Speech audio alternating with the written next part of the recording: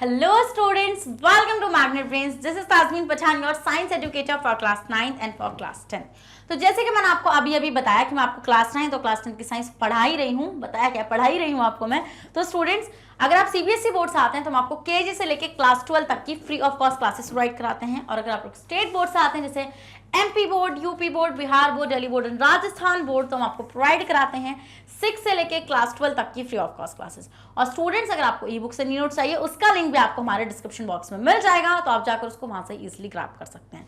और आप हमें फॉलो कर सकते हैं through YouTube, Facebook, Instagram, Twitter, Telegram and WhatsApp. इन सब के थ्रू आप हमें फॉलो कर सकते हैं। विदाउट एनी फर्दर डिले शुरू करते हैं आज का धमाकेदार सेशन, जिसके अंदर हम लोग डिस्कस करने जा रहे हैं एनसीईआरटी सॉल्यूशंस। क्या देखेंगे स्टूडेंट? आज हम लोग एनसीईआरटी सॉल्यूशंस देखने वाले हैं। भाई इन टेक्स्ट में इसके अच्छे से आपको सॉल्व करवा चुकी हूं, तो अगर आपके किसी भी स्टूडेंट के इन टेक्स्ट क्वेश्चन रह चुके हैं तो भाई वो मेरा प्रीवियस सेशन लगा ले जाके, वहां पे मैंने पूरी तरीके से अच्छे डिटेल में आपको इन टेक्स्ट क्वेश्चन सॉल्व कराए। तो आज हम लोग देखेंगे एनसीईआरटी के एक्सरसाइज क्वेश्चन, और इसके बाद आपके कॉन्सेप्ट्स होंगे बिल्कुल क्रिस्टल क्लियर, क्वेश्चन होंगे बिल्कुल क्रिस्टल क्लियर। तो चलिए भाई शुरू करते हैं। देखो, जैसे बुक खोलोगे तो पहला ही क्वेश्चन आपको सेपरेशन टेक्निक से मिलेगा। क्या?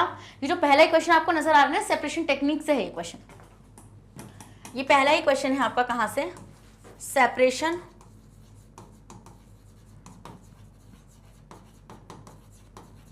टेक्निक से। तो आपको ये चीज अच्छे से पता है स्टूडेंट कि आपकी सेपरेशन टेक्निक जो है वो डिलीट हो चुकी हैं, डिलीटेड फ्रॉम सिलेबस।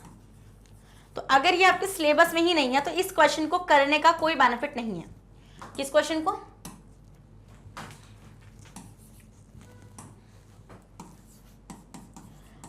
आपको इस क्वेश्चन को नहीं करना है बिकॉज ये आउट ऑफ सिलेबस क्वेश्चन है, बट मैं लेकर जानबूझकर क्योंकि आप अवेयर हो जाएं कि जो चीज आपके चैप्टर के अंदर गिवन ही नहीं है आप उसके क्वेश्चन सॉल्व करके क्या करेंगे। ये चीज मैंने आपको सिखाई भी नहीं है, तो अगर मैं आपसे अभी बोलने लगूं कि इवापोरेशन क्या होता है, सेंट्रीफ्यूगेशन क्या होता है, क्रिस्टलाइजेशन क्या होता है, डिस्टिलेशन क्या होता है, तो कोई सेंस ही नहीं बनेगा ना। मैम आपको तो आता है, हमें तो सिखा देती है, उसके बाद ही कराती है इस क्वेश्चन को। बिल्कुल सही बात है। तो जो चीज आउट ऑफ सिलेबस है स्टूडेंट, उस क्वेश्चन को भी हम लोग डील नहीं करेंगे। तो क्वेश्चन नंबर 1 आपके सिलेबस से डिलीट हो चुका है, आप उसको क्या कर सकते हैं? स्किप कर सकते हैं। मैं बोल रही हूँ स्किप कर दो। आओ जरा सेकंड क्वेश्चन पर चलते हैं। समझ गए वाला पॉइंट? Yes ma'am. तो भाई आ जाते हैं आप सेकंड क्वेश्चन पर हमारे। ओके, तो सेकंड क्वेश्चन स्टूडेंट, यहां से जितने भी क्वेश्चन है वो सारे के सारे सिलेबस इन है, मतलब कि आपके सिलेबस के अंदर है, आउट ऑफ सिलेबस नहीं है, इन ऑफ सिलेबस है। तो स्टूडेंट देखते हैं क्वेश्चन नंबर 2 आपका क्या कह रहा है। First of all, right the steps you would use for making tea. Okay, चाय बनानी है आपको। चाय सबको आती है बनानी? भाई लड़कों जिससे चाय बनानी नहीं आती, आज तुम्हें मैं चाय बनानी सिखाऊंगी, don't worry. Use the word solution, solvent, solute, dissolve, soluble, insoluble, filtrate and residue. इन सब वर्ड का इस्तेमाल करिए और हमें बताइए कि क्या बन रहा है आपकी, कैसी आपकी चाय बनी है। चाय बना के बढ़िया करके बनाओ। तो स्टूडेंट, सबसे पहले चाय बनाने के लिए आपको क्या करना पड़ेगा? आपको जो चीजें लगेंगी आप पहले उनकी रिक्वायरमेंट्स लिख लीजिए। चलिए, तो जिन भी लड़कियों को भी चाय बनानी नहीं आती वो सीख लेंगे आज मेरे से चाय बनानी। तो कुकिंग क्लासेस चल रही हैं यहाँ पे, ताज़मीन आपको चाय बनानी सिखा रही है, ठीक है? ऐसा कुछ नहीं है, ठीक है? साइंस का लेक्चर चल रहा है।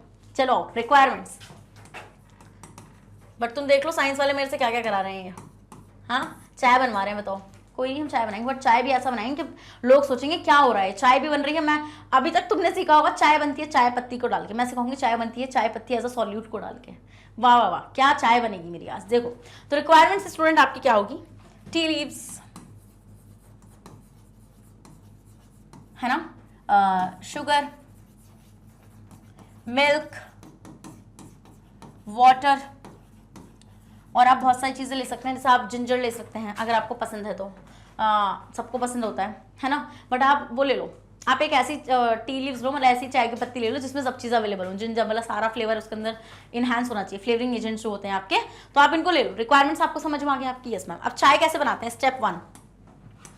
अगर कसम से स्टेप गलत हो गया ना तुम लोग, आज मेरी कतई बेइज्जती कर दोगे यहाँ पे, हैं कि मैडम तुम्हें खुद तो नहीं आती चाय बनानी। चाय बनानी आती है मुझे, ठीक है? मुझे चाय बनानी अच्छे से आती है।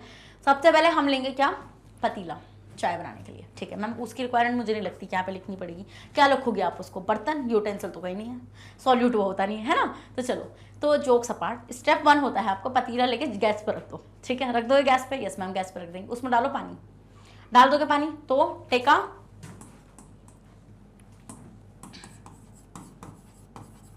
क्या लिखेंगे उसको? बीकर लिख दूं क्या? या बीकर नहीं, घर पे बीकर थोड़ी होता है हम लोग हैं। Take a utensil and put it over the burner. इतना करना है। सेकंड स्टेप में आपको क्या करना है स्टूडेंट, आपके स्टेप्स है ना यहाँ पे, ये आपके स्टेप्स रहेंगे, ये आपके स्टेप्स रहेंगे। सबसे पहले इतना करोगे, फिर क्या करना है आपको, take a 1 cup of water, take a cup of water, कितना भी ले सकते हो ना, and put it into a utensil. Then next आप क्या करोगे, जब आप पानी डालते हो तो पानी डालने के बाद आप क्या करते हो, वो बॉईल होता है वाटर, है ना, and let it boil, and let it boil, उसको बॉईल होने दो। डन, यस मैम, कर लेंगे बॉईल तो हम करवा देंगे। उसके बाद क्या करो, उसको बॉईल होने दो। बॉईल होने के बाद उसमें क्या करो, उसमें पत्ती, चाय पत्ती ऐड कर दो। Take a leaves, tea leaves, and add it to the water। उसके बाद क्या ऐड करना होता है, उसके बाद चीनी डाल दो। ठीक है, ये डाल दोगे, कितना ले सकते हो, टी लीव्स को आप हाफ स्पून, अगर आप 1 कप चाय बना रहे हो तो। फिर take a spoon of sugar, spoon of sugar,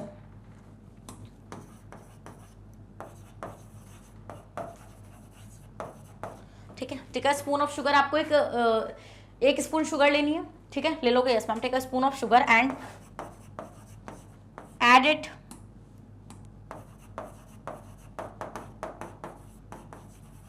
to the water, and after this just add the milk. क्या ऐड करना है आपको, सिर्फ पानी को ऐड करना है। डन। 5th स्टेप में आप क्या करोगे, ऐड दी मिल्क, कर लोगे इतना, और फिर उसको उबलने दो, बढ़िया करके पकने दो उसको, चाय को। इतना स्क्रीनशॉट लो, कर लोगे इतना, यस मैम, ये रिक्वायरमेंट्स है हमारी, ये हमें चाय बनाने के लिए लगेंगे। तो क्या करना है, take a cup of water in a container as a solvent and heat it. अब मैं आपको बताऊंगी ये क्या है। देखो, अब आप पानी ले रहे हो, तो आपको पता है पानी आप ज्यादा क्वांटिटी में ले रहे हो, तो जब आप पानी ज्यादा क्वांटिटी में ले रहे हो स्टूडेंट, तो वहां पर आप क्या कर रहे हो, वाटर आपका क्या हो जाएगा, वाटर आपका हो जाएगा सॉल्वेंट। अब मैंने आपको बोला है कि सॉल्वेंट आप ऐसे डिसाइड नहीं करते कि वाटर है तो वो सॉल्वेंट है, ना ना ना, जो क्वांटिटी में ज्यादा होगा वो सॉल्वेंट होगा आपका, तो इसलिए वाटर आपका सॉल्वेंट हो जाएगा, क्योंकि आप पूरा 1 कप भर के ले रहे हो। फिर शुगर को ऐड कर रहे हो, तो शुगर क्या होगी, शुगर तो आप 1 चम्मच डालोगे ना हद से हद। शुगर आपकी क्या हो जाएगी स्टूडेंट, आपकी शुगर आपकी हो जाएगी सॉल्यूट। क्या हो जाएगी, शुगर आपकी सॉल्यूट हो जाएगी। डन। और उसको heat it till sugar dissolve, और उसको जब तक पकाओ जब तक वो शुगर जो है उसके अंदर डिजॉल्व ना हो जाए। उसके बाद to get a solution of water and sugar, अब आपको वाटर एंड शुगर का सोल्यूशन मिल जाएगा, मतलब के शुगर सोल्यूशन मिल जाएगा। यस मैम, तो अब आपको क्या मिल जाएगा, बोल रहे हैं ना यहाँ पे सॉल्यूट सोल्यूशन सब कुछ बताओ, तो यहाँ पे आपको शुगर प्लस वाटर का सोल्यूशन मिल जाएगा। डन। यस मैम, मिल जाएगा। उसके बाद sugar is soluble in water completely, पूरी तरीके से सॉल्युबल है ना शुगर आपकी पानी में, इनसॉल्युबल तो है नहीं। इनसॉल्युबल क्या होगी, चाय की पत्ती, वो इनसॉल्युबल हो जाएगी। देन हम देखेंगे शुगर आपकी कैसी है, शुगर आपकी सॉल्युबल है पूरी तरीके से। फिर add a half tea spoon of leaves and it is insoluble in water. भाई अब पत्ती जो है वो सॉल्युबल थोड़ी है, तो आपकी टी लीव्स जब आप ऐड करोगे क्या टेस्ट को एनहांस करने के लिए, तो वो आपकी इनसॉल्युबल रहेगी। क्या रहेगी स्टूडेंट, वो आपकी इनसॉल्युबल रहेगी। तो हमने यहाँ पे क्या क्या पता कर लिया, मैम हमारा सोल्यूशन है यहाँ पे, जो हमारा सोल्यूशन है यहाँ पे वो है किसका, शुगर का, शुगर प्लस वाटर का सोल्यूशन है। सॉल्वेंट हमारा वाटर है, सॉल्यूट हमारी शुगर है, और आपका जो सॉल्युबल है वो भी शुगर है, शुगर सॉल्युबल है, और इनसॉल्युबल आपकी क्या है, टी लीव्स। अभी और बता रही हूं, डिसॉल्व एंड फिल्ट्रेट और रेजिड्यू क्या होगा आपका। डन। चलो स्क्रीनशॉट लो इतने का, लो जरा इतने का स्क्रीनशॉट लो, जितना बता दिया मैंने यहाँ ले लिया। Yes ma'am. उसके बाद स्टूडेंट्स हम लोग देखेंगे boil the content add milk which is also soluble in water. अब आप मिल्क लोगे तो मिल्क आपका क्या हो जाएगा, वो भी आपका सॉल्युबल हो जाएगा। फिल्टर द टी, अब आप स्ट्रेनर लोगे ना, छन्नी जो होती है, छन्नी उससे छानोगे तो आप क्या देखोगे, ऊपर क्या क्या मिलेगा आपको, जो आपका ऊपर मिलेगा उसको हम क्या बोलेंगे, रेजिड्यू। आप फिल्ट्रेशन ही तो कर रहे हो ना यहाँ पे, कर रहे हो नहीं कर रहे हो फिल्ट्रेशन, तो ऊपर जो बचेगा उसको हम रेजिड्यू बोलेंगे, तो वहां पे आपको चाय की पत्ती मिल जाएगी, है ना। The T collected in the cup is filtrate and the tea leaves collected on the strainer is residue. तो आप क्या देखोगे, आपका फिल्ट्रेट होता है जो छन के नीचे आ गया, तो छन के नीचे क्या आ जाएगी, टी, टी आ जाएगी ना आपकी, तो टी आपका फिल्ट्रेट हो जाएगा और आपकी जो चाय की पत्ती होगी वो क्या हो जाएगी, आपकी रेजिड्यू हो जाएगी। क्या हो जाएगी स्टूडेंट, वो आपकी रेजिड्यू हो जाएगी। तो अगर अब हम यहाँ पे देखेंगे तो आप क्या देखोगे यहाँ पे, क्या आपका फिल्ट्रेट क्या हो जाएगा स्टूडेंट, टी हो जाएगी फिल्ट्रेट आपकी, टी। रेजिड्यू आपका क्या हो जाएगा, tea leaves after staining. After staining आपकी टी लीव्स क्या हो जाएंगी स्टूडेंट, आपकी रेजिड्यू हो जाएंगी। डन, चलो स्क्रीनशॉट लो इसका। तो ये हो जाएगा स्टूडेंट आपका क्या, फिल्ट्रेशन मतलब कि टी बनाने का तरीका। तो अगर मैं लिखूंगी टी में क्या क्या है हमारे पास, एक बार लिख लूं तो आपके पास यहाँ पे स्टूडेंट आपको क्या मिलेगा, आपके पास था, आपको सॉल्यूट चाहिए था, आपको सॉल्वेंट बताना था, आपको क्या बताना था, इनसॉल्युबल क्या है उसमें, नहीं सॉल्यूट सॉल्वेंट के बाद सोल्यूशन बनता है ना, फिर सॉल्युबल बताना था, फिर इनसॉल्युबल बताना था, फिर फिल्ट्रेट रेजिड्यू क्या था, क्या बचा आफ्टर फिल्ट्रेशन, फिल्ट्रेट भी बताना था। पूरी चाय की पत्ती से आपने साइंस बना दी। तो देखो यहां पे, तो सॉल्यूट क्या था स्टूडेंट, आपका सॉल्यूट था शुगर, एंड साथ में आपका ये हो गया आपका सॉल्यूट शुगर, सॉल्वेंट हो गया आपका वाटर। इन दोनों का आपको सोल्यूशन मिला था sugar solution, sugar plus water का, भाई वो तो बिल्कुल डिसॉल्व होगी ना जाके, हाँ हमने देखा कि वो बिल्कुल डिसॉल्व होगी जाके, भरिया करके घुल गई यहाँ पे। सॉल्युबल क्या था, आपकी शुगर सॉल्युबल थी, और आपका मिल्क भी तो सॉल्युबल होगा ना, मिल्क भी तो आपका सॉल्युबल होगा ना वाटर में, जब आप उसको बॉईल, जब आप क्या डालो, अब तो मुर्ग में मैं तो बिना पानी की चाय बनाता हूँ, तो फिर आप बॉईल मिल्क को अपना सॉल्वेंट ले लेना है ना। इनसॉल्युबल क्या है, इनसॉल्युबल है टी लीव्स इनसॉल्युबल है आपकी। रेजिड्यू आपको क्या मिलेगा, टी लीव्स ही मिलेंगी जब आप फिल्टर कर लेंगे। The T collected on the cup is filtrate, अब फिल्ट्रेट क्या होगा स्टूडेंट आपका टी। डन, तो ये क्या हो जाएंगे स्टूडेंट, ये हो जाएंगे आपके इसके आंसर्स। इजी पीजी है, नहीं है इजी पीजी है ना। और डिसॉल्व क्या हो रही है, शुगर ही हो रही है डिसॉल्व, है ना। और क्या हो रहा है आपका, बस समझ गए, चलो स्क्रीनशॉट ले लो इसका। नेक्स्ट क्वेश्चन बात है student, question number 3। I hope आपको पहला क्वेश्चन समझ में आ गया होगा। पहला, हाँ भाई पहला ही क्वेश्चन है, अभी सेशन शुरू हुआ है, तो पहला क्वेश्चन तो डिलीट हो गया। अब हम देखते हैं स्टूडेंट आपका क्या क्वेश्चन नंबर 3। तो क्वेश्चन नंबर 3 क्या कह रहा है, क्वेश्चन नंबर 3 देखते हैं student. Pragya tested the solubility of 3 different substances. ठीक है, प्रज्ञा ने क्या करा स्टूडेंट, 3 डिफरेंट सब्सटेंसेस की सॉल्युबिलिटी को देखा, मतलब कि ऑब्जर्व किया डिफरेंट टेम्परेचर्स पर, एंड कलेक्टिंग द डेटा, और उसने डेटा कलेक्ट कर लिया लाइक दिस। ओके, ये उसका डेटा है, ये क्या है उसका, ये उसका डेटा है यहाँ पे। Done, yes ma'am. Next, result are given in the following table as grams of substance dissolved in 100 gram of water to form a saturated solutions. और स्टूडेंट ये बोल रहे हैं कि इन्होंने यहाँ पे मतलब ये जो वो है, ये सैचुरेटेड सोल्यूशन बनाया है इन्होंने यहाँ पे। देखो ये बोल रहे हैं ना यहाँ पे कि आपका 21 ग्राम पोटासियम नाइट्रेट, जैसे सोडियम क्लोराइड का लेते हैं, तो सोडियम क्लोराइड कितना है 36 ग्राम, NaCl जो है 36 ग्राम आपका डिसॉल्व हुआ है 100 ग्राम्स ऑफ वाटर में। और कितना टेम्परेचर लिया है स्टूडेंट इन्होंने यहाँ पे, टेम्परेचर इन्होंने ले रखा है 283 केल्विन, 283 केल्विन। तो आपको पता है अगर ये तो मैक्सिमम अमाउंट है ना, ये मैक्सिमम अमाउंट है, तो मतलब कि ये क्या हो जाएगा स्टूडेंट आपका, ये होंगे आपके सैचुरेटेड सॉल्यूशंस। तो अब हमें इनके क्वेश्चंस के आंसर करने जो भी हमसे पूछने जा रहे हैं, चले करें। ओके मैम, करते हैं। नेक्स्ट क्वेश्चन तो क्या होंगे, what mass of potassium nitrate would be needed to produce a saturated solution of potassium nitrate in 50 gram of water at 303 Kelvin। ये बोल रहे हैं कितना मास हमें लगेगा पोटेशियम नाइट्रेट का कि अगर हमें सैचुरेटेड सोल्यूशन को प्रोड्यूस करना हो 50 ग्राम ऑफ वाटर में। ये हमें डेटा क्यों, डेटा की बनाया हमें 100 ग्राम्स ऑफ वाटर का, और ये बोल रहे हैं कि आपको सैचुरेटेड सोल्यूशन बनाना है 50 ग्राम पानी में। तो as simple as that student कि 100 ग्राम वाटर में आपको कितना पोटेशियम नाइट्रेट लगा था, कितना पोटेशियम नाइट्रेट लगा था स्टूडेंट आपको 100 उसमें टेम्परेचर क्या है भाई, टेम्परेचर तो देख लूँ मैं पहले, 313 केल्विन, ये वाला 313 केल्विन पे, तो हमें 62 ग्राम लगा था। कितना लगा था स्टूडेंट आपको, 62 ग्राम्स लगा था। अरे लगा था या नहीं लगा था, यस मैम मानते हो। तो ये बोल रहे हैं 50 ग्राम में कितना लगेगा, देखो ये बोल रहे हैं ना, ये आपको बोल रहे हैं ना यहाँ पे कि आपका 50 ग्राम में, अगर आपको 50 ग्राम वाटर का अगर सैचुरेटेड सोल्यूशन आपको बनाना है पोटेशियम नाइट्रेट का, तो आपको कितना पोटेशियम नाइट्रेट लगेगा 313 केल्विन पे। तो कितना लगेगा, हाफ कर दो ना। हाँ, तो अगर 100 पे इतना लग रहा है 313 केल्विन पे, तो 50 पे कितना लगेगा, इसका हाफ करो, इसका हाफ कितना होगा 31 ग्राम। तो आंसर क्या हो जाएगा आपका 31 ग्राम हो जाएगा। तो हमें कितना लगेगा मैम, 31 ग्राम पोटेशियम नाइट्रेट हमें लगेगा 50 ग्राम पानी में सैचुरेटेड सोल्यूशन बनाने के लिए at 313 kelvin. Easy easy, yes ma'am, screenshot ले लो। आगे बढ़े, चलिए नेक्स्ट क्वेश्चन। नेक्स्ट क्वेश्चन है स्टूडेंट आपका question number B, Pragya make a saturated solution. Okay, Pragya एक सैचुरेटेड सोल्यूशन बना रही थी, किसका, पोटेशियम क्लोराइड का, पानी में डाल के, और टेम्परेचर लिया था उसने 353 केल्विन का, and leave the solution to cool at room temperature. और बाद में उसने उसको ठंडा होने रख दिया, ठीक है, मतलब सोल्यूशन को लीव कर दिया तो वो ठंडा ही हो गया और रूम टेम्परेचर पर आ गया। What would she observe as the solution cool, उसने क्या चीज ऑब्जर्व करी, आपको उसको एक्सप्लेन करना पड़ेगा। देखो रूम टेम्परेचर, ध्यान से देखना यहाँ पे, क्वेश्चन में यहीं पे फंसोगे तुम। रूम टेम्परेचर, तो रूम टेम्परेचर क्या होता है, generally 20 to 25 degree Celsius.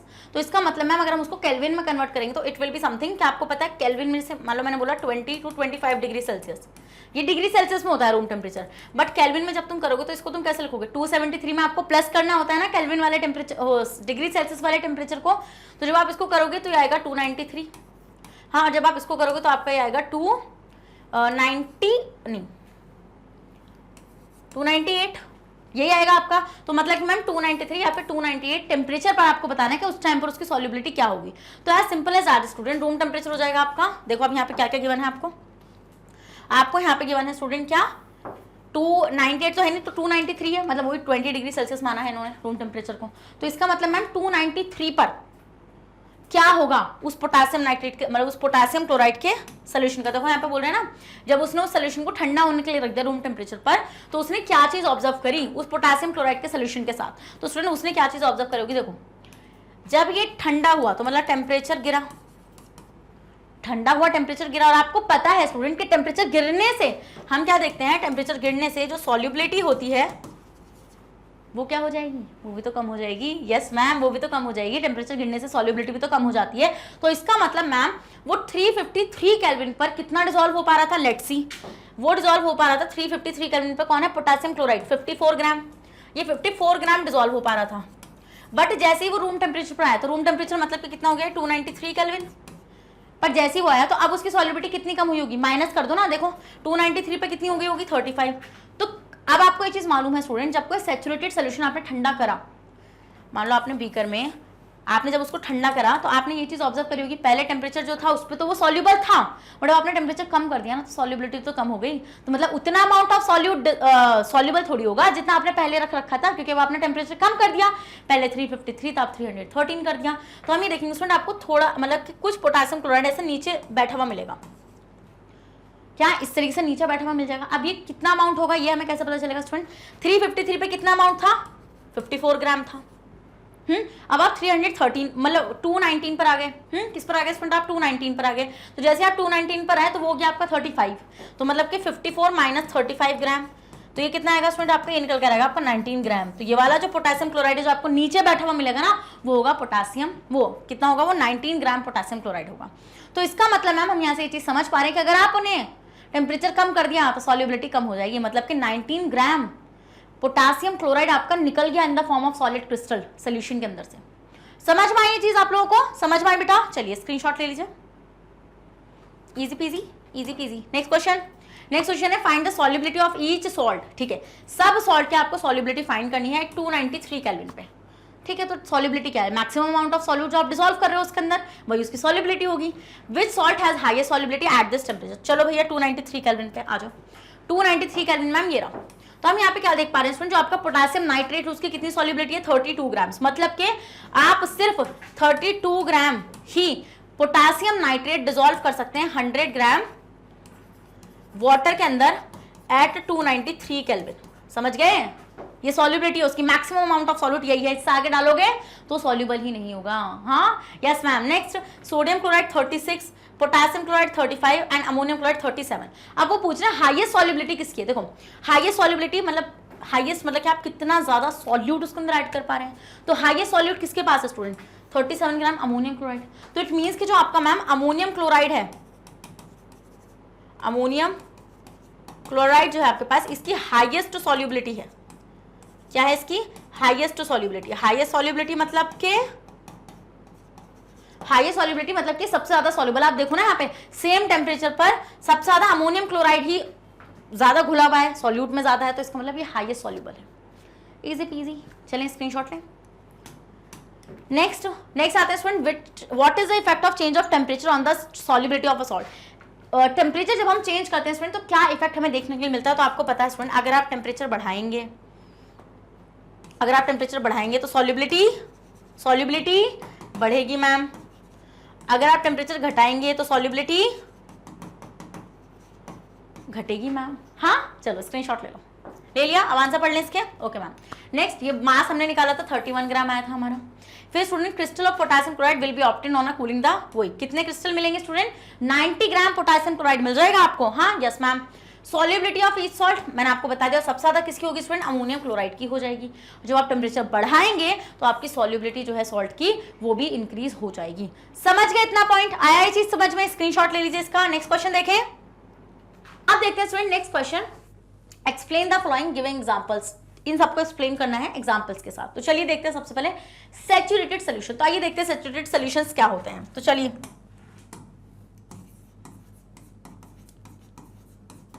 Saturated solutions, मैंने आपको बताया था सैचुरेटेड सॉल्यूशंस का फॉर्मेशन क्या होता है। जब आप एक पॉइंट पर आने के बाद एक लिमिटेड अमाउंट से ज्यादा सॉल्यूट ऐड ना कर पाओ in a given amount of solvent at a particular temperature, वो होते हैं आपके सैचुरेटेड सॉल्यूशंस। जैसे कि when no more solute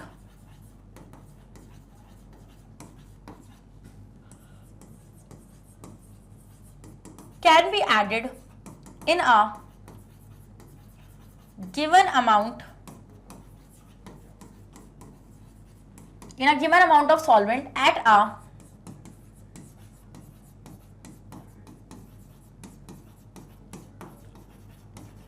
particular temperature. तो वो क्या होता है इसमें आपके, वो होते हैं आपके सैचुरेटेड सॉल्यूशन। समझ में आप लोगों को सैचुरेटेड सॉल्यूशंस क्या होते हैं। अब हम लोग देखेंगे इसका एक एग्जांपल। तो चलिए इसका एग्जांपल देख लेते हैं। तो एग्जाम्पल में मान लीजिए मैंने क्या करा, मैं बोल रही हूं आपसे कि आपके 204 ग्राम शुगर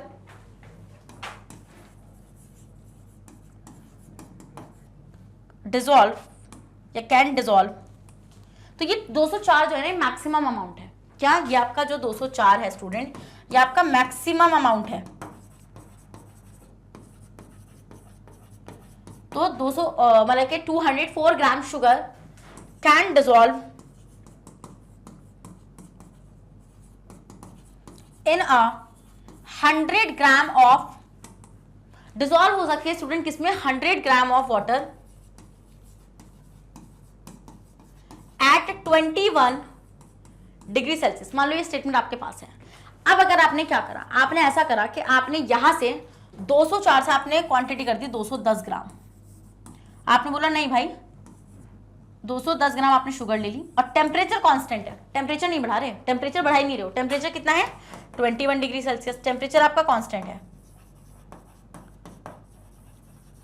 कितना कांस्टेंट है, 21 डिग्री सेल्सियस आपका टेम्परेचर है। तो 21 डिग्री सेल्सियस पर आपने टेम्परेचर तो उतना ही रखा बट आपने शुगर की क्वांटिटी ज्यादा कर दी। तो अब मेरे को ये बताओ कि होने क्या वाला है, खुद सोचो क्या होगा मैम। जब हम लोग उसको डालने की कोशिश करेंगे सॉल्यूट को और मिलाने की कोशिश करेंगे तो हम वहां से क्या चीज ऑब्जर्व करेंगे, हम वहां से ये चीज ऑब्जर्व करेंगे कि वो डिसॉल्व ही नहीं होगा। क्यों कि maximum amount of solute, saturated solutions क्या होता है कि भैया अब इससे ज्यादा ना हो पाएगा, मैं ना ले पाऊंगा, मेरा सैचुरेशन पॉइंट आ चुका है, नो मोर, मतलब मैक्सिमम है 204, इससे ज्यादा सॉल्यूट या इससे ज्यादा शुगर आपका 100 ग्राम वाटर ले ही नहीं सकता। समझ में आया आपको ये वाला पॉइंट, नहीं समझ में आया? तो स्टूडेंट्स अगर आप 210 211 कुछ भी ले लो फर्क ही नहीं पड़ता, 205 भी लोगे ना जब भी नहीं होगा, आप देखोगे क्रिस्टल्स आपको नीचे बैठे हुए नजर आ जाएंगे। क्या क्रिस्टल्स आपको नीचे बैठते हुए नजर आ जाएंगे? स्क्रीनशॉट ले लो इसका, ले लिया, चलो आप देखो। तो मैम ये आपका एग्जांपल हो जाएगा किसका, सैचुरेटेड सॉल्यूशन का। अब हम देखते हैं स्टूडेंट प्योर सब्सटेंसेस। देखो प्योर सब्सटेंसेस क्या होते हैं, प्योर सब्सटेंसेस। तो मैंने आप लोगों को एक अच्छी से बताया है कि प्योर सब्सटेंसेस, प्योर का मतलब क्या होता है मैम, बिल्कुल मतलब शुद्ध, बिल्कुल शुद्ध, मतलब कोई मिलावट ही नहीं, मतलब कि एक टाइप के पार्टिकल से जो चीजें बनी हुई होती हैं वो होती हैं आपकी प्योर सब्सटेंसेस। मतलब प्योर सब्सटेंसेस क्या हो जाएंगे मैम आपके, made up of one kind of particle, जो सिर्फ एक ही तरीके के पार्टिकल से बने हुए होते हैं स्टूडेंट्स, वो क्या होते हैं आपके, वो होते हैं आपके प्योर सब्सटेंसेस। क्या होते हैं स्टूडेंट्स, वो आपके प्योर सब्सटेंसेस होते हैं। समझ में आ गया वाला पॉइंट? अगर ये चीज समझ में आ गई तो इसी बात पर रेड हार्ट कमेंट कर दो, जल्दी से कर दो। तो स्टूडेंट जैसे कि अगर मैं प्योर सब्सटेंस को आगे क्लासीफाई करूंगी तो मैं क्या बोलूंगी यहां से कि आपके दो टाइप के होते हैं pure substances, elements and compounds. Elements और कंपाउंड्स क्या हो जाएंगे स्टूडेंट्स, आपके प्योर सब्सटेंसेस हो जाएंगे। एलिमेंट्स आपके एक ही तरीके के एटम से बने हुए होते हैं, जैसे कि आप बहुत सारे एग्जांपल देखते हैं, गोल्ड, सिल्वर, बहुत सारे एग्जांपल्स आपके यहाँ से हो जाएंगे। फिर कंपाउंड्स में अगर मैं बात करूंगी जैसे वाटर, तो कंपाउंड्स कैसे बने हुए होते हैं, दो से ज्यादा एलिमेंट से जो मिलकर आपकी चीजें बनती हैं वो होते हैं आपके कंपाउंड। जैसे आप हाइड्रोजन, ऑक्सीजन, इन सबको देख पा रहे हैं, तो मतलब मैम प्योर सब्सटेंसेस आपकी वाली चीजें हो जाएंगी। डन, आगे बढ़ जाऊं, चलिए नेक्स्ट देखते हैं स्टूडेंट कॉलॉइड्स। कॉलॉइड्स क्या होते हैं भाई, कॉलॉइड्स होते हैं मैम, इनके पार्टिकल का साइज सॉल्यूशन और सस्पेंशन से बीच का होता है, मतलब कितना, 1 नैनोमीटर से लेके 1000 नैनोमीटर तक। Particle size ranges from 1 nanometre to 1000 nanometre. कितना होता है स्टूडेंट आपका, 1 नैनोमीटर से लेके 1000 नैनोमीटर तक का क्या होता है इसका पार्टिकल का साइज होता है। क्या होता है, पार्टिकल का साइज होता है। डन, यस मैम, ये चीज हमें समझ में आ गई। फिर स्टूडेंट्स आपको पता है कि ये टिंडल इफेक्ट को शो करता है, क्योंकि ये स्कैटरिंग ऑफ लाइट कर सकता है, शोज टिंडल इफेक्ट। ये टिंडल इफेक्ट को इजीली शो कर लेता है। यस मैम, ये टिंडल इफेक्ट को अच्छे से हमारा शो कर सकता है। फिर स्टूडेंट्स अगर हम लोग इसको और डिटेल में देखेंगे तो आपको एक चीज अच्छे से पता है स्टूडेंट कि ये लगता है कि होमोजीनस है, बट ये असलियत में क्या होता है, heterogeneous.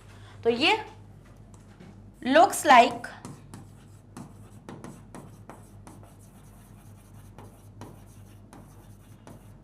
Homogeneous but actually it is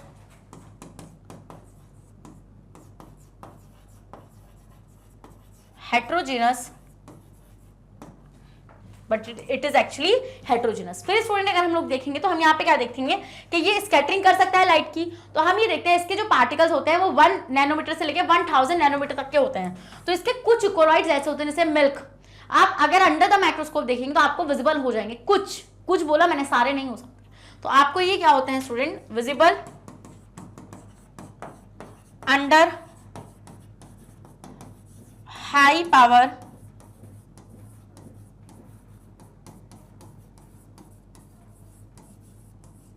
microscope. Done, yes ma'am. उसके बाद स्टूडेंट हम लोग देखते हैं कि काफी स्टेबल होते हैं। स्टेबल का मतलब क्या होता है मैम, स्टेबल का मतलब होता है कि अगर आपने इनको थोड़ी देर के लिए, जैसे मान लो आपने क्या करा, आपने एक कॉलॉइड तैयार कर लिया, ठीक है, मिल्क ले लिया, तो आप देखेंगे उसके पार्टिकल्स आपको नीचे सेटल डाउन होते हुए नहीं नजर आएंगे। तो इसका मतलब ये काफी स्टेबल होते हैं, ये ऐसे सेटल डाउन इनके सॉल्यूट के पार्टिकल्स नहीं होते। तो ये क्या हो जाएंगे स्टूडेंट, ये हो जाएंगे आपके कॉलॉइड्स। और मैंने आपको मल्टीपल कॉलॉइड्स की क्लासिफिकेशन करा रखी है, जैसे कि आपके sols, solid sols, aerosols, gel, आपके क्या हो जाएंगे, फोम, आपके हो जाएंगे यहाँ पे सॉलिड फॉर्म। ये सारे स्टूडेंट क्या हो जाएंगे आपके, ये सारे के सारे कॉलॉइड्स होते हैं आपके। क्या होते हैं स्टूडेंट्स, आपके सारे के सारे कॉलॉइड्स होते हैं। समझ में आ गया, इमल्जन्स। तो ये आपके सातों के सातों कॉलॉइड्स के मैंने आपको क्लासिफिकेशन यहाँ पे करा दी है। डन, स्क्रीनशॉट ले लो बेटा इसका। अब आते हैं स्टूडेंट हम लोग देखते हैं सस्पेंशंस पे। क्या सस्पेंशंस पर आते हैं, देखते हैं सस्पेंशंस कैसे होते हैं। मैंने आपको बताया सस्पेंशंस के सॉल्यूट के पार्टिकल का साइज सबसे बड़ा होता है, सबसे बड़ा कितना, मोर देन 1000 नैनोमीटर। तो सॉल्यूट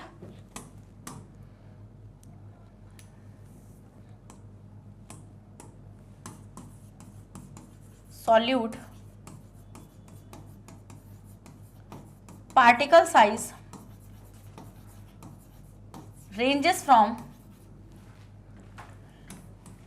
more than 1000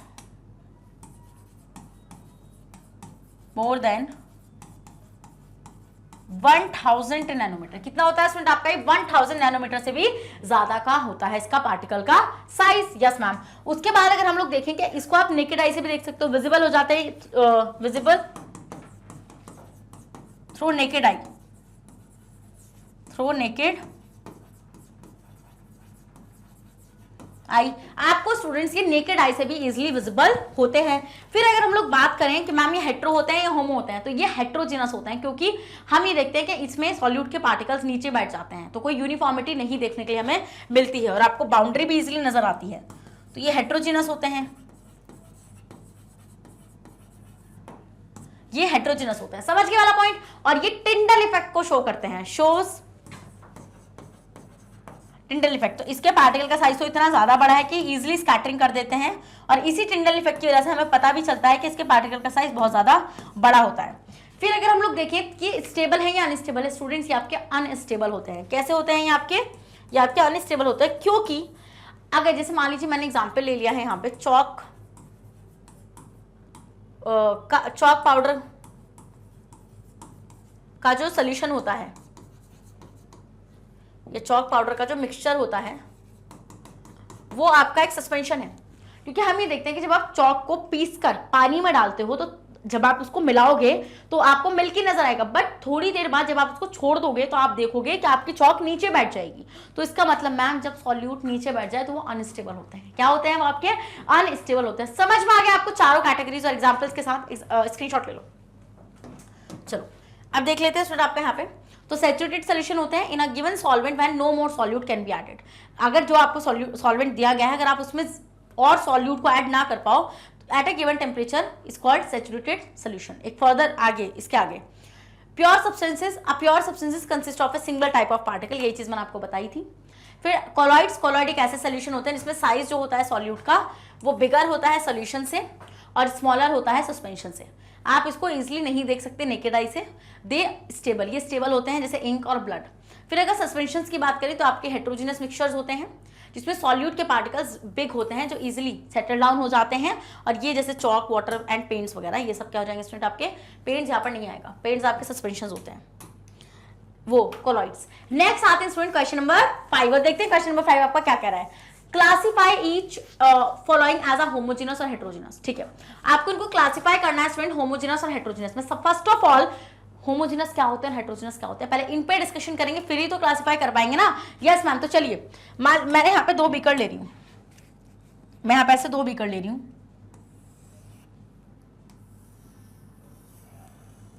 ठीक है, ओके।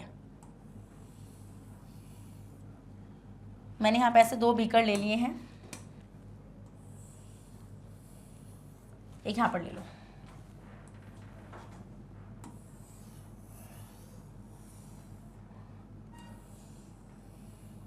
ये बीकर ले लिया आपने, इसको मार्क कर दो ए और इसको मार्क कर दो बी। अब ए बीकर में तो ले लो सॉल्ट सोल्यूशन और बी बीकर के अंदर ले लो क्या? अपना सैंड वाटर। डन, ये ले लो, इस तरीके से ले लो। अब मान लो मैंने लिया यहाँ पे सॉल्ट सोल्यूशन, तो सॉल्ट सोल्यूशन क्या किसका बना होता है मैम? सॉल्ट सोल्यूशन बना हुआ होता है हमारा सॉल्ट प्लस वाटर का। तो यहाँ पे सॉल्यूट हो जाएगा सॉल्ट और वाटर हो जाएगा सॉल्वेंट। यहाँ पे सैंड वाटर है तो सैंड प्लस वाटर है, तो सैंड क्या हो जाएगा आपका? सॉल्यूट हो जाएगा। वाटर क्या हो जाएगा स्टूडेंट आपका? वाटर हो जाएगा आपका सॉल्वेंट। Done, yes ma'am. तो आप क्या करो यहाँ पे, जैसे मैं सॉल्ट सोल्यूशन को ऐसे येलो से दिखा रही हूँ, ऐसे, एक मिनट,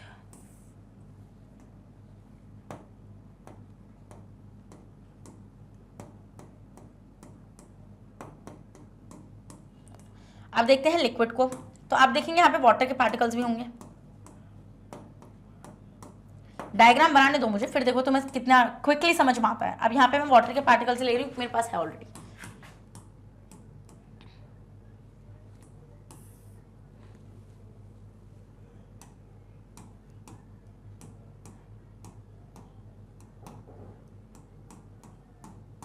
डन, ले लिया? Yes ma'am. अब लो सैंड के पार्टिकल्स को, just take a sand particles और लो,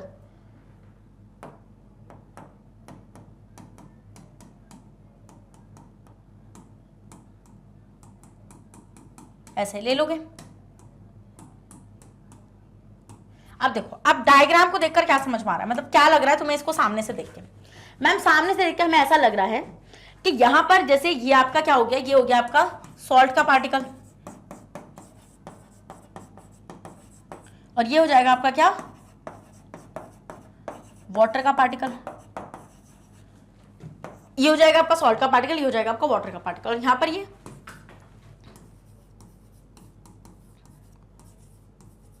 वाटर पार्टिकल और ये हो जाएगा आपका सैंड का पार्टिकल। अब मैम यहाँ से हमें एक चीज समझ में आ रही है कि यहाँ पे सॉल्ट और वाटर का पार्टिकल ना बहुत ही यूनिफॉर्मली मिक्स हुआ है, मतलब कि जितना ऊपर सॉल्ट है उतना नीचे सॉल्ट है, जितना ऊपर वाटर है उतना ही नीचे, मतलब कि अगर आप इसको पियोगे तो आपको नमकीन पानी सब जगह से मिलेगा, साइड से, ऊपर से, नीचे, सब जगह से, मतलब कि मैम यहाँ पे एक यूनिफॉर्म कंपोजिशन है, करेक्ट। बट अगर हम यहाँ पे देख रहे हैं तो हम देख रहे हैं सॉल्ट नीचे ज्यादा है, मतलब सॉरी सैंड नीचे ज्यादा है ऊपर कम है, तो इसका मतलब यहाँ पे यूनिफॉर्म कंपोजिशन नहीं है। तो अगर हम यहाँ पे लिखना शुरू करेंगे कि यहाँ पर पहले आप इसका वो ले लो जरा, मैं एक मिनट इसको साइड कर रही हूँ, अभी ले लेना स्क्रीनशॉट। देखो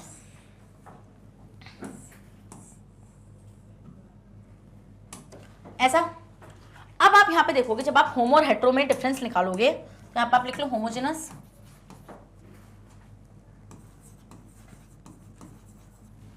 और यहाँ पर आप लिख लो हेट्रोजेनस। तो देखो होमो का मतलब होता है सेम, होमो का मतलब क्या होता है बेटा, होमो का मतलब होता है सेम, और हेट्रो का मतलब होता है डिफरेंट। क्या होता है, होमो का मतलब होता है सेम और हेट्रो का मतलब होता है डिफरेंट। तो होमो का मतलब होता है सेम, मतलब कि जहां पे आपको सेम कंपोजिशन देखने के लिए मिलेगी। हम ये देखते हैं यहाँ पे यूनिफॉर्म कंपोजिशन होती है। यूनिफॉर्म कंपोजिशन मैंने आपको बता दिया, ऊपर नीचे हर जगह, ऊपर नीचे सब जगह सेम ही सॉल्यूट और सॉल्वेंट के पार्टिकल्स रहेंगे। बट यहाँ पर आप देखेंगे नीचे सॉल्यूट का पार्टिकल ज्यादा है, ऊपर कम है, तो इसका मतलब यहाँ की कंपोजिशन कैसी है, non uniform. Non uniform composition है यहाँ की। डन, यहाँ पे क्या है आपकी नॉन यूनिफॉर्म कंपोजिशन है। फिर अगर हम लोग देखेंगे स्टूडेंट, अगर आप इसको फिल्टर पेपर से फिल्टर करोगे तो क्या आपको ऊपर फिल्टर पेपर कोई रेजिड्यू मिलेगा? नहीं मैम, सॉल्ट पूरी तरीके से घुल चुका है पानी में, वो सारा नीचे आ जाएगा एज अ फिल्ट्रेट। बट अगर इसमें बात करूंगी तो आप जब इसको फिल्टर करोगे तो ऊपर सैंड रह जाएगी और नीचे आपका पानी आ जाएगा। इसका मतलब मैम कि यहाँ पर ये आपका फिजिकल प्रोसेस के थ्रू सेपरेट नहीं हो सकता, ये हो सकता है। ठीक है, चलिए, कैन बी, नहीं can not separated by physical process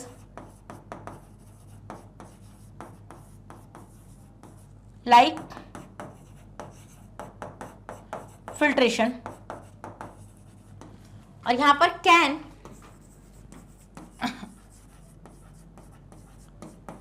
separated by physical process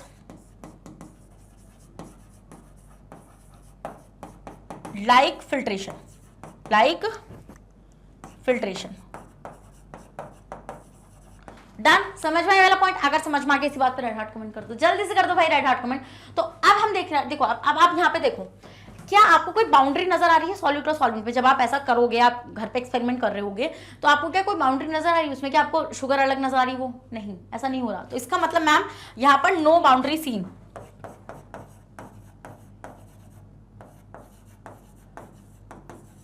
no boundaries seen between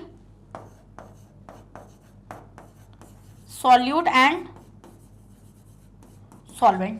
और यहां पर हम लोग देखेंगे स्टूडेंट, आपको बाउंड्रीज नजर आएंगी। देखो यहां पे आपको ज्यादा सैंड पार्टिकल्स नजर आएंगे, ऊपर कम, तो इसका मतलब बाउंड्रीज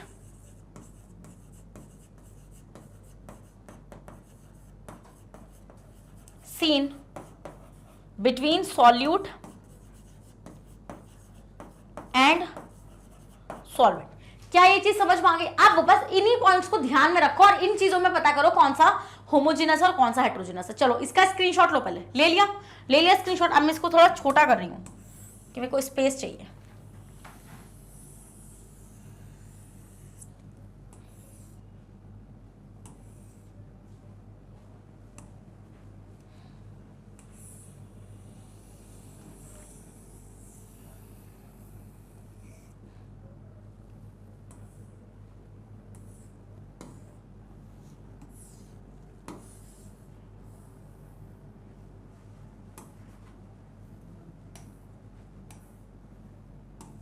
डन, ओके, ठीक है। अब क्या करो स्टूडेंट, अब यहां पर इनका लिखना शुरू करो। तो यहां पे अब आप देख रहे हो, यहां पे सोडा वाटर है, ठीक है, वुड है,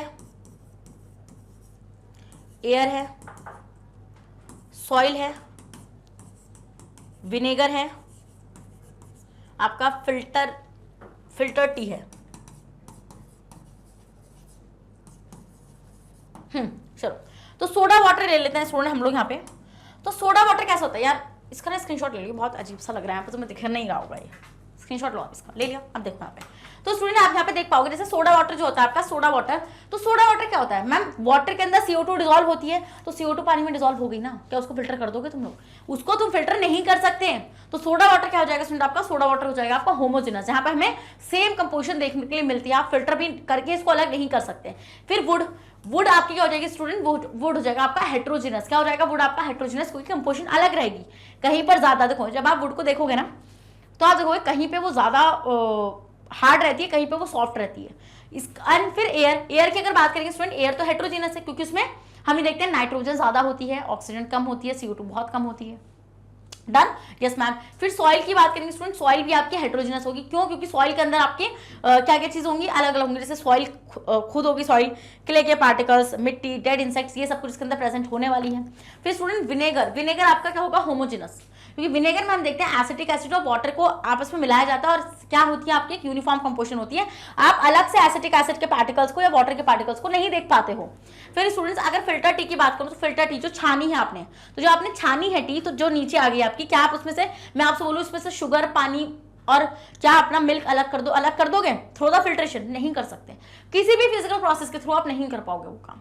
और क्या आपको उसके पार्टिकल्स अलग अलग नजर आ रहे हैं कि शुगर का अलग पार्टिकल हो गया, वाटर का अलग पार्टिकल हो गया, मिल्क का अलग पार्टिकल हो गया, ऐसा कुछ नजर आ रहा है? नहीं आ रहा ना, तो मतलब मैम वो क्या हो जाएगा आपका, होमोजेनस हो जाएगा। आई होप आपको ये चीज समझ में आ गई होगी और आपको ये वाला क्वेश्चन भी बढ़िया करके क्लिक हो गया होगा। अब आते हैं स्टूडेंट क्वेश्चन नंबर 6 एंड देखते हैं क्वेश्चन नंबर 6 क्या कह रहा है। How would you confirm that colourless liquid given to you is pure? आप कैसे कंफर्म करेंगे स्टूडेंट कि आपका जो कलरलेस लिक्विड है आपको जो दिया गया है वो प्योर है? देखो मैंने सिंपल सी बात आपको बताई थी कि कलरलेस लिक्विड, मान लो उसमें नमक घोल रखा उन लोगों ने, तो वो कलरलेस ही रहेगा ना, थोड़ी देर बाद घुलने के बाद आपको कलरलेस नजर आएगा। तो आप ऐसे उन चीजों को कैसे कंफर्म करते हो? ठीक है, तो आप क्या कर सकते हो स्टूडेंट, वहां पे आप टेस्ट के थ्रू तो बता नहीं सकते, आप या तो सिंपली उसका इवापोरेशन करो, बॉइलिंग करो, बॉइलिंग करोगे तो देखोगे पानी स्टीम की तरह उड़ेगा, अगर नीचे कुछ रेजिड्यू मिला तो वो आपका प्योर सब्सटेंस नहीं था, समझे?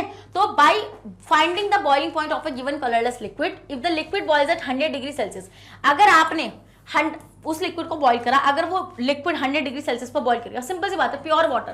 प्योर वाटर का मतलब क्या होता है? प्योर वाटर का मतलब होता है मैम बिल्कुल शुद्ध पानी। शुद्ध पानी का बॉइलिंग पॉइंट कितना होता है?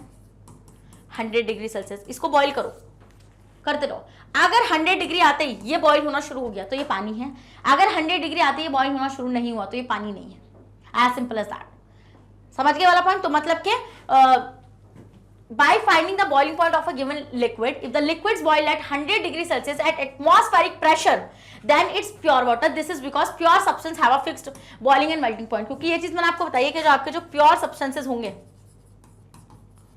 जो आपके प्योर सब्सटेंसेस होंगे स्टूडेंट, उनका boiling point and melting point जो होता है वो बिल्कुल फिक्स होता है। जैसे कि अगर मैं बात करूं स्टूडेंट्स शुगर सोल्यूशन की या फिर वाटर उसकी सॉल्ट सोल्यूशन की, तो उनका बॉइलिंग पॉइंट बढ़ जाएगा ना एज कम्पेयर टू वाटर। अब जब आप उसको बॉईल करोगे, जब आप उसको बॉईल करो, जब वो इवापोरेट होगा तो आप देखोगे अगर नीचे रेजिड्यू मिल गया तो वो प्योर है ही नहीं।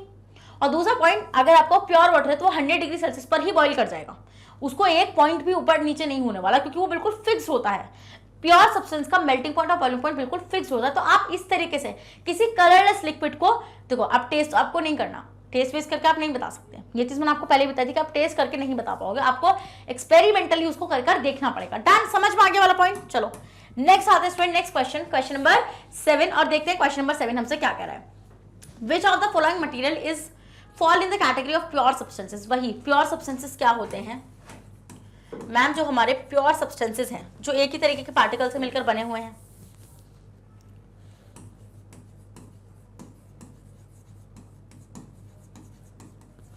प्योर सब्सटेंसेस होते हैं जो आपके एक ही तरीके के पार्टिकल से मिलकर बने हुए होते हैं। मेड अप ऑफ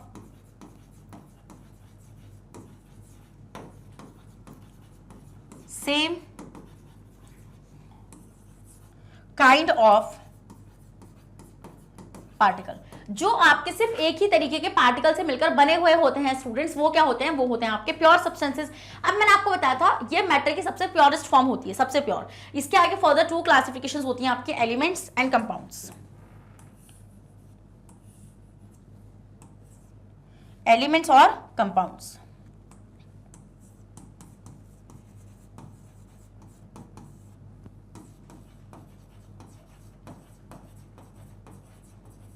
एलिमेंट्स और कंपाउंड्स हो जाएगा। अब जो आपके एलिमेंट्स होते हैं स्टूडेंट, एलिमेंट्स क्या होते हैं? एलिमेंट्स होते हैं जो एक ही तरीके के एटम से बने हुए होते हैं, made up of same kind of atom, या फिर one type of atom, same kind of atom, जो एक ही तरीके के एटम से बने हुए होते हैं, वो क्या होते हैं स्टूडेंट्स? आपके वो होते हैं आपके एलिमेंट्स। बट अगर हम लोग अब कंपाउंड्स की बात करेंगे तो कंपाउंड्स में हम देखते हैं जो दो या दो से ज्यादा एलिमेंट से मिलकर बने हुए होते हैं, वो होते हैं आपके कंपाउंड्स। मेड अप ऑफ 2 और मोर एलिमेंट्स, ये होते हैं आपके क्या स्टूडेंट्स? कंपाउंड्स। तो बस इनमें से कंपाउंड और एलिमेंट ढूंढ दो, वो आपके प्योर सब्सटेंसेस हो जाएंगे, एज सिंपल एज दैट। उसके अलावा जो भी मिलेगा हटा देना, ऑप्शन से बाहर कर देना उसको उठा के। चलो स्क्रीनशॉट लो, मैंने बता दिया ना कैसे ढूंढोगे, आप ढूंढो आओ, चलो शुरू करते हैं ढूंढना। आइस, आइस क्या है? आइस किसकी बनी होती है? आइस पानी की बनी होती है आपकी। हाँ, तो आइस क्या हो जाएगी स्टूडेंट? आपकी एक प्योर सब्सटेंस हो जाएगा। आइस क्या हो जाएगा स्टूडेंट आपका? आइस हो जाएगा आपका एक प्योर सब्सटेंस, क्योंकि मैम हम देखते हैं कि आपकी वाटर से बनी हुई होती है,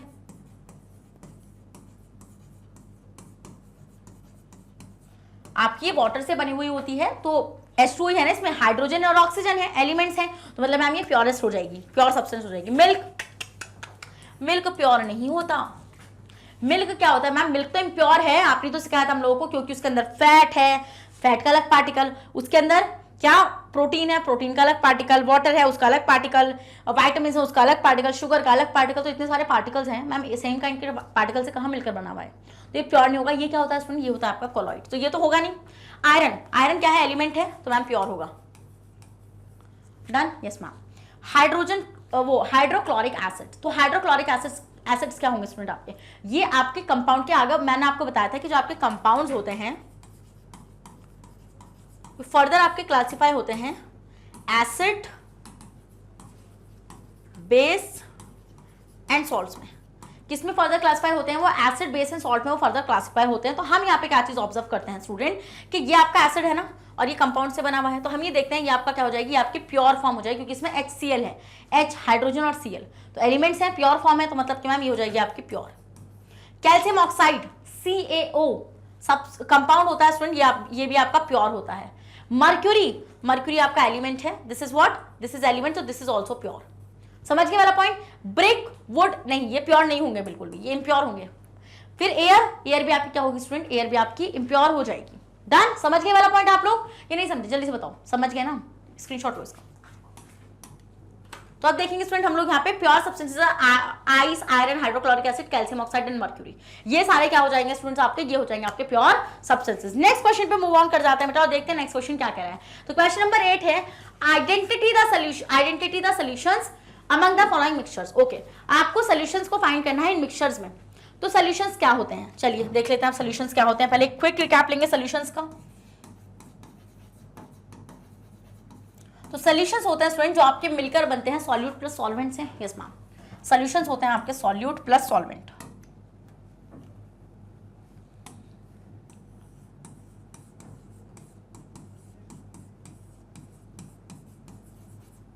सॉल्यूट प्लस सॉल्वेंट से क्या मिलकर क्या बनते हैं स्टूडेंट? आपके सॉल्यूशंस का फॉर्मेशन होता है। Yes ma'am. तो अब यहां पर अब आप देखो सॉल्यूट क्या है और सॉल्वेंट क्या है। सॉइल कोई सॉल्यूशन है? कहा है इसमें सॉल्वेंट? बताओ मेरे को, सॉल्वेंट बताओ। तो सॉइल इज नॉट अ क्या सोल्यूशन नहीं है। सॉइल क्या है आपका स्टूडेंट? सॉइल आपका मिक्सचर है, but it is not a solution. समझे वाला पॉइंट? नेक्स्ट आएंगे आपका सी वाटर। सी वाटर आपका एक सोल्यूशन है। एयर आपका क्या है? एयर आपका कौन सा है? एयर में आपकी क्या क्या चीजें प्रेजेंट है? जल्दी से मेरे को बताइए कि वो होगा या नहीं होगा।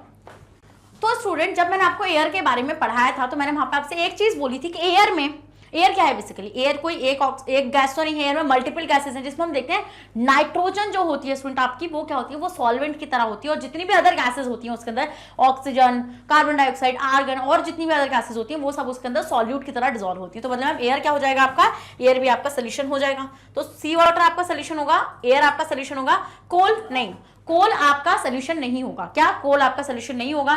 फिर आते हैं सोडा वाटर। सोडा वाटर आपका सोल्यूशन है, क्योंकि हम देखते हैं स्टूडेंट आपका कि यहाँ पर लिक्विड में आपकी CO2 डिसॉल्व हुई भी रहती है। तो स्टूडेंट यहाँ पर आपके सोल्यूशंस क्या हो जाएंगे? सोल्यूशंस आपके हो जाएंगे sea water, soda water and air. Done. आगे बढ़ जाऊं? यस मैम, आगे बढ़ जाते हैं। चलिए नेक्स्ट आते हैं स्टूडेंट क्वेश्चन नंबर 9 और देखते हैं क्वेश्चन नंबर 9 हमारा क्या कर रहा है। Which of the following will show Tyndall effect, इसमें से कौन सा है जो टिंडल इफेक्ट को शो करेगा? First of all let's see what is Tyndall effect. तो टिंडल इफेक्ट क्या होता है स्टूडेंट? टिंडल इफेक्ट सबसे पहली बात, साइंटिस्ट के नाम पर है जिन्होंने इस चीज को किया था। टिंडल इफेक्ट, तो टिंडल इफेक्ट होता है कि मान लीजिए कोई लाइट एक पार्टिकल से टकराई, मान लो ये पार्टिकल है, I hope it is visible to you all, ये आपका पार्टिकल है and there is a beam of light here which comes from this direction, इस तरीके से like this, it is a beam of light and ये इस particle से strike करेगी and then what will happen, यहाँ पे हम देखेंगे कि इस तरीके से स्कैटर कर देगा ये पार्टिकल इस लाइट को, यही है टिंडल इफेक्ट। तो टिंडल इफेक्ट क्या होता है? When a beam of light strike to a particle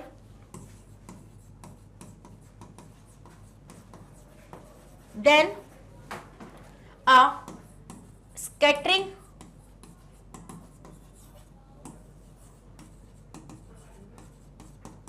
of light अकर, तब क्या होगा स्टूडेंट? आपका स्कैटरिंग ऑफ लाइट होगा। डन, क्या होगा आपका?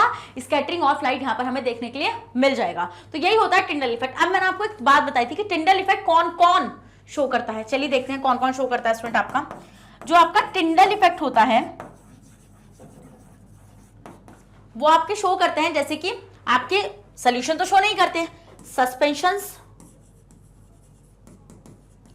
एंड कोलॉइड्स, ये दो ऐसे हैं जो टिंडल इफेक्ट को शो करते हैं। तो अब हम देख लेंगे इसमें से जो भी सस्पेंशन और कोलॉइड होगा वही होगा आपका क्या, वही शो करेगा आपके टिंडल इफेक्ट को। पहले आप इतने का स्क्रीनशॉट लीजिए, फिर हम लोग देख लेते हैं। चलो डन, आगे बढ़ रहे हैं। तो देखो स्टूडेंट, यहां से आपका सॉल्ट सोल्यूशन मैम कर ही नहीं सकता, क्योंकि सोल्यूशन के पार्टिकल का साइज कितना होना चाहिए। देखो टिंडल इफेक्ट को अगर शो करना है, आपको पता है सोल्यूशन के पार्टिकल, अगर यहाँ पे मैं पार्टिकल साइज लिखूं सोल्यूशन का, कोलॉइड का और सस्पेंशन का, तो हम यहाँ पे क्या देखेंगे कि आपका सोल्यूशन का पार्टिकल का साइज होता है लेस देन 1 नैनोमीटर, कोलॉइड का होता है कितना, 1 नैनोमीटर से लेकर 1000 नैनोमीटर तक, और सस्पेंशन का कितना होता है स्टूडेंट आपका, मोर देन 1000 नैनोमीटर। तो टिंडल इफेक्ट के दो ही शो करेंगे, मतलब कि मैम सोल्यूशन तो बिल्कुल नहीं करेंगे, तो ये तो बिल्कुल पिक्चर्स आउट है, क्योंकि सॉल्ट के पार्टिकल इतने बड़े हैं नहीं कि वो लाइट को स्कैटर करते हैं। मिल्क क्या है मैम? मिल्क है हमारा एक कोलॉइड, और कौन सा कोलॉइड है स्टूडेंट? ये है आपका इमल्जन। तो मतलब कि मैम ये तो स्कैटर करेगा, तो मिल्क क्या हो जाएगा आपका? मिल्क आपका टिंडल इफेक्ट को शो करेगा। समझ गए? यस मैम, क्योंकि इसके पार्टिकल का साइज कितना बड़ा होगा? इतना बड़ा होगा कि लाइट को इजिली स्कैटर कर देगा। नेक्स्ट आते हैं student copper sulphate solution. Copper sulphate CuSO4 का सोल्यूशन आप देखोगे जब आप डालोगे तो वो सोल्यूशन बनेगा, तो मतलब मैम ये भी शो नहीं करेगा टिंडल इफेक्ट को, क्योंकि कॉपर सल्फेट के क्रिस्टल्स इतने, इसके पार्टिकल्स इतने इनफ नहीं होंगे कि ये लाइट को स्कैटर करते हैं। फिर आता है स्टूडेंट आपका starch solution. Starch solution ma'am आपका एक कोलॉइड है, और ये कौन सा है? ये है आपका सोल। तो स्टूडेंट अगर ये कोलॉइड है तो मतलब मैम ये टिंडल इफेक्ट को शो करेगा, मतलब कि स्टार्च के जो पार्टिकल्स होंगे वो इतने बड़े होंगे कि वो इजिली क्या कर पाए? टिंडल इफेक्ट को शो कर पाए। समझ में आ गया वाला पॉइंट? अगर समझ में आ गया बेटा, इसी बात पे स्क्रीनशॉट लो और आगे बढ़ रहे हैं हम लोग इसको। तो समझ में आ गया, मिल्क एंड स्टार्च दो ही होंगे और दो आपके शो नहीं करेंगे।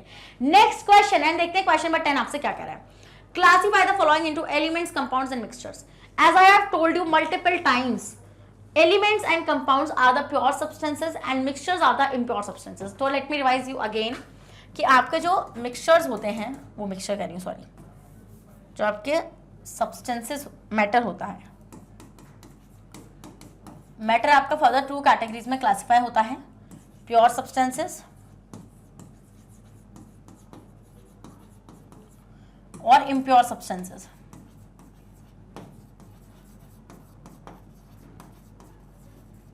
तो प्योर सब्सटेंसेस आगे फर्दर और क्लासेस में कैटेगराइज होता है स्टूडेंट आपका एलिमेंट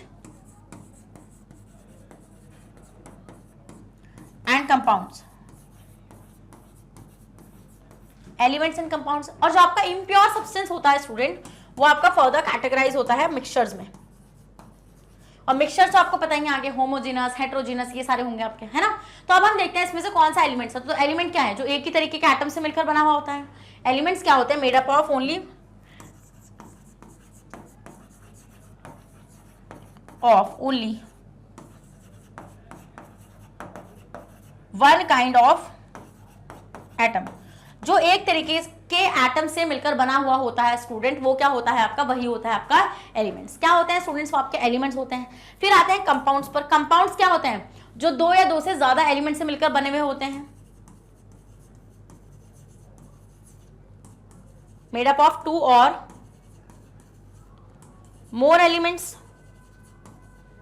जो दो या दो से ज्यादा एलिमेंट से मिलकर बने हुए होते हैं, वो होते हैं आपके कंपाउंड। तो अब देखते हैं सोडियम। सोडियम क्या है मैम, सोडियम Na। क्या है सोडियम आपका, Na। मतलब मैम ये तो एक ही तरीके के एटम से मिलकर बना होगा ना, Na। तो मतलब ये क्या हो जाएगा आपका, ये हो जाएगा आपका एलिमेंट। कौन है ये, एलिमेंट में भी कौन है, एलिमेंट फर्दर क्लासिफाई कराते हैं ना मेटल और नॉन मेटल में, और मेटलॉइड में। सॉइल, सॉइल स्टूडेंट होती है आपकी क्या, मिक्सचर, क्योंकि सॉइल में आपके क्ले के पार्टिकल्स होते हैं, ग्रास के पार्टिकल्स होते हैं, डेड इंसेक्ट्स होते हैं, तो स्टूडेंट ये क्या हो जाएगी आपकी, मिक्सचर हो जाएगी। नेक्स्ट आते हैं शुगर सोल्यूशन। तो शुगर सोल्यूशन मैंने आपको बताया मिक्सचर्स आगे फर्दर टू कैटेगरीज में कैटेगराइज होंगे, होमोजेनस और हेट्रोजेनस। और होमोजेनस फर्दर टू कैटेगरीज में और कैटेगराइज होते हैं सॉल्यूशंस। अब तो आई होप तुम्हें चैप्टर याद हो गया होगा, या अभी भी याद नहीं हुआ, इतनी प्रैक्टिस के बाद भी। सॉल्यूशंस और क्या आपके कोलॉइड्स, और ये आपके फर्दर क्लासिफाई होते हैं हेट्रोजीनस वाले सस्पेंशंस में। तो मतलब मैम सॉल्यूशन मिक्सचर है, तो मतलब कि ये क्या हो जाएगा आपका, शुगर सॉल्यूशन मिक्सचर हो जाएगा। सिल्वर एलिमेंट होता है Ag, है ना, तो ये हो जाएगा आपका क्या, सिल्वर। Done, yes ma'am. उसके बाद आएंगे कैल्शियम कार्बोनेट। क्या, कैल्शियम कार्बोनेट। कैल्शियम कार्बोनेट क्या है, CaCO3। तो मैम कैल्शियम है, कार्बन है, ऑक्सीजन है, यहाँ पे 3 एलिमेंट्स हैं। तो मैम एलिमेंट्स क्या बनाते हैं, मेड अप ऑफ 2 और मोर एलिमेंट्स, ये क्या होते हैं, कंपाउंड्स। तो ये क्या हो जाएगा आपका, ये हो जाएगा आपका कंपाउंड। फिर टिन, टिन क्या होता है स्टूडेंट, टिन होता है आपका एक एलिमेंट। सिलिकॉन एलिमेंट होता है आपका। कोल आपका क्या हो जाएगा स्टूडेंट, कोल हो जाएगा आपका कंपाउंड। डन, इजी है, चलो स्क्रीनशॉट ले लो इसका। अब आते हैं आगे, अब देख लेते हैं क्या क्या है कौन। तो नेक्स्ट देखेंगे स्टूडेंट, और भी दे रखे हैं भाई। चलो एयर, एयर क्या होता है, एयर तो मैम एयर तो बहुत सारी गैसेस हैं, आपस में कोई केमिकली कंबाइंड है नहीं मैम, मतलब एयर क्या हो जाएगा, मिक्सचर हो जाएगा। यस मैम, एयर क्या हो जाएगा हमारा, एयर हो जाएगा मिक्सचर। तो air is mixture. Soap, soap क्या हो जाएगा स्टूडेंट, सोप होता है हमारा कंपाउंड। क्या होता है, सोप हमारा कंपाउंड होता है। फिर आता है मिथेन। मिथेन क्या होता है स्टूडेंट आपका, मिथेन होता है मैम कंपाउंड, क्योंकि ये एलिमेंट से मिलकर बना हुआ होता है ma'am. Yes ma'am. Carbon dioxide भी आपका क्या हो जाएगा स्टूडेंट, कंपाउंड हो जाएगा। और ब्लड क्या हो जाएगा स्टूडेंट, ब्लड हो जाएगा आपका मिक्सचर। क्या हो जाएगा स्टूडेंट, मिक्सचर, क्योंकि इसके अंदर तो ब्लड सेल्स होती हैं, प्लाज्मा होता है, बहुत सारी चीजें मिक्स रहती हैं, which is not chemically combined. Screenshot लो, ले लिया, आगे देखें। चलो तो स्टूडेंट वही एलिमेंट्स हैं, compounds, mixture, sodium, calcium carbonate, sugar solution, silver, methane, soil, tin, CO2, और ये सारे आपके एलिमेंट्स यहाँ पे ऐसे लिखे हुए हैं, देखो सोडियम, सिल्वर, टिन, ये कंपाउंड्स आपके क्या क्या हैं, ये रहे। डन, ये आपके हो जाएंगे, एंड देन ये हो जाएंगे आपके मिक्सचर्स। डन, आगे बढ़ जाएंगे। यस मैम, आगे बढ़ जाएंगे। तो स्टूडेंट्स अब आते हैं नेक्स्ट क्वेश्चन पे, क्वेश्चन नंबर 11, और देखते हैं क्वेश्चन नंबर 11 आपका क्या कह रहा है। डन, तो क्वेश्चन नंबर 11 है, which of the following are chemical changes. इनमें से कौन से केमिकल चेंजेस हैं। तो केमिकल चेंज क्या होता है, जहां पर आपके न्यू सब्सटेंस का फॉर्मेशन होता है। यस मैम, केमिकल चेंज क्या होता है आपका, व्हेन न्यू सब्सटेंस फॉर्म्ड, जब न्यू सब्सटेंस का फॉर्मेशन होता है, तो ये क्या होता है स्टूडेंट, ये होता है आपका केमिकल चेंज। और दूसरा पॉइंट, ये आपका मोस्टली इरिवर्सिबल होता है, या फिर यूजुअली इरिवर्सिबल होता है। नेक्स्ट आपका ये परमानेंट चेंज है।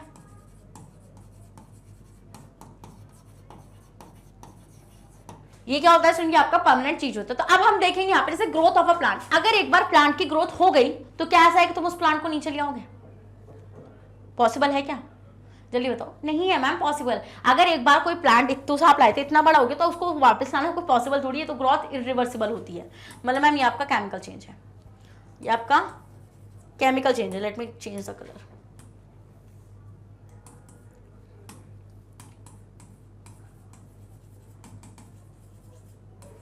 Chemical change. फिर आते हैं रस्टिंग ऑफ आयरन। आयरन का रस्टिंग क्या होता है? जंग लग जाना। जैसे आपने देखा होगा जो आयरन के ऑब्जेक्ट्स होते हैं, जैसे लाइक जो बहुत ज्यादा मतलब उनमें कैसे होता है, जंग लग जाता है ना, रेड कलर का हो जाता है वो। तो ऐसा क्या होता है? क्योंकि आयरन का ऑक्साइड बन जाता है। क्या आयरन का ऑक्साइड से तुम वापस आयरन बना सकते हो? नहीं। मतलब मैम ये क्या हो जाएगा आपका? ये हो जाएगा आपका chemical change. Next, mixing of iron filings and sand. अगर आप आयरन फिलिंग्स और सैंड को आपस में मिला दोगे, क्या वो कोई केमिकल चेंज है? क्या कोई नया प्रोडक्ट बन रहा है? नहीं। आप उनको इजीली सेपरेट कर सकते हो। तो मतलब मैम ये क्या हो जाएगा आपका? ये हो जाएगा आपका फिजिकल चेंज। नेक्स्ट आते हैं कुकिंग ऑफ फूड। अगर आपने खाना बना लिया, मान लो आपने कच्चे चिकन को पक्के चिकन में कन्वर्ट कर दिया, तो क्या आप वापस से उसको कच्चा कर सकते हो? नहीं, रॉ नहीं हो सकता ना वो, मतलब एक केमिकल रिएक्शन वहां पे होगी। तो this is the chemical change. Then फिर आते हैं डायजेशन ऑफ फूड। अगर एक बार फूड आपने खाना खा लिया और आपने वो चबा भी लिया ना, फिजिकल, उसको हम बोलेंगे फिजिकल प्रोसेस, फिजिकल डाइजेशन है वो आपका। मतलब आपने अगर एक बार चबा भी दिया ना, फिर भी आप उसको वैसा नहीं कर सकते। मान लो आपने क्या करा, आपने कुछ भी खाया, मतलब बर्गर खा लिया, तो मैं आपसे बोलूं जो आपने खा लिया वो वापस से बना दो, पॉसिबल है? नहीं मैम। तो digestion of food is also a chemical change.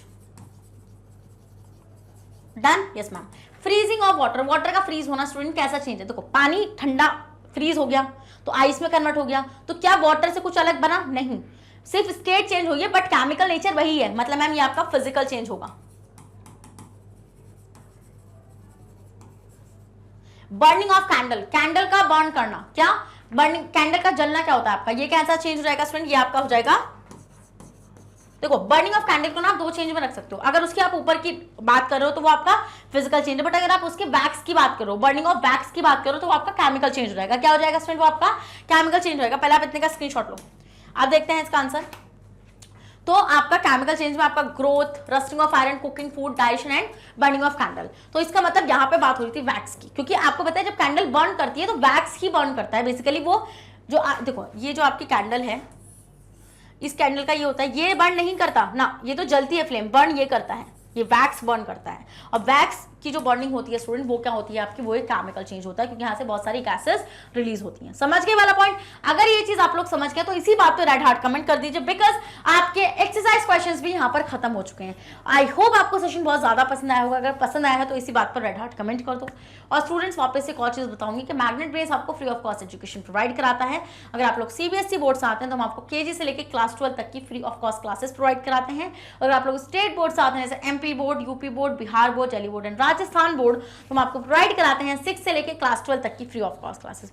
और स्टूडेंट्स अगर आपको e books and e notes चाहिए, उसका लिंक भी आपको हमारे डिस्क्रिप्शन बॉक्स में मिल जाएगा, तो आप जाकर उसको वहां से इजीली ग्रैब कर सकते हैं। और आप हमें फॉलो कर सकते हैं through YouTube, Facebook, Instagram, Twitter, Telegram and WhatsApp. इन सब के थ्रू आप हमें फॉलो कर सकते हैं। तो मैं मिलती हूँ भाई आपसे नेक्स्ट सेशन में। ऐसी धमाकेदार सेशन वो हमारा रहेगा, जब तक बनी रहेगा मेरे साथ मैग्नेट ब्रेन्स पर। Thank you so much.